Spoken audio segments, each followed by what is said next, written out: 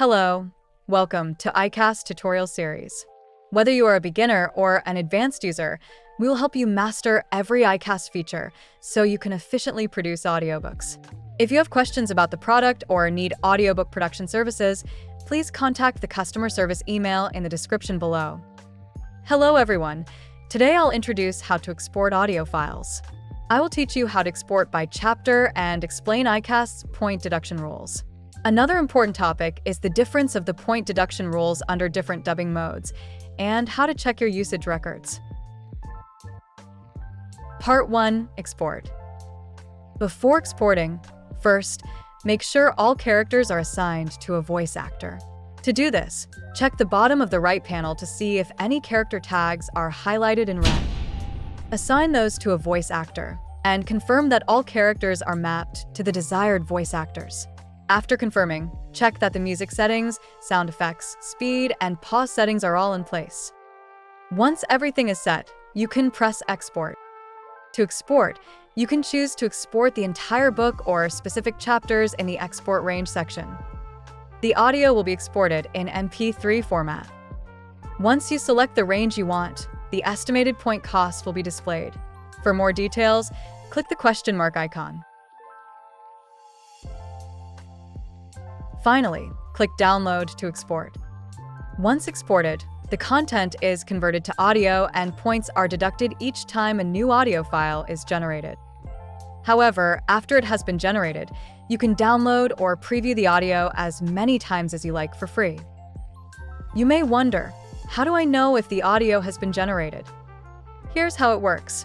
In the editing section, audio is generated the first time you click the preview button. You are now opening an uploaded text sample. Currently, in manual dubbing mode, you need to manually complete tasks such as character name recognition for each dialogue, setting the emotion of the text in paragraphs, and selecting voices that match the character traits for texts with multiple dialogues. After that, the system replays the generated audio, allowing you to preview it as many times as you like for free.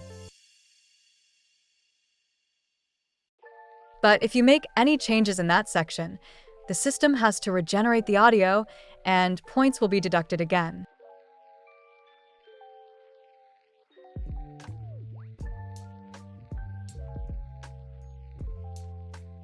So we strongly recommend finishing your edits before you preview or export. Moreover, if you preview every part of a chapter, it means each sections in the entire chapter have already been generated. In that case, exporting this chapter will not cost you any additional points.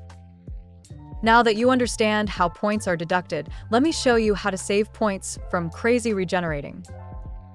First, as I mentioned earlier, try to finish all your editing before you preview the audio or export. Here's how you can do that. Make sure every character is assigned to the voice actor you want.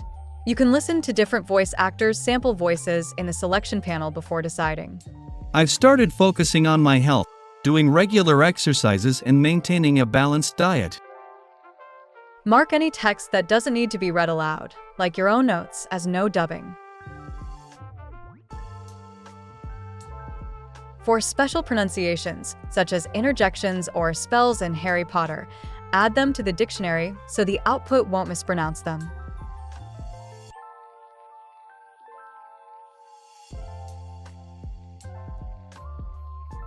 Add sound effects, which you can preview sample audio directly in the sound effects library.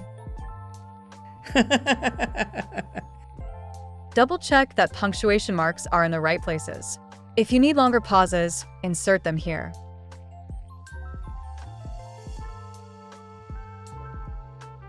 Doing this will greatly reduce the chance of needing to make changes later that trigger a resynthesis and extra point deductions. But of course, don't worry too much. It's normal to make some adjustments when producing an audiobook to get the best results.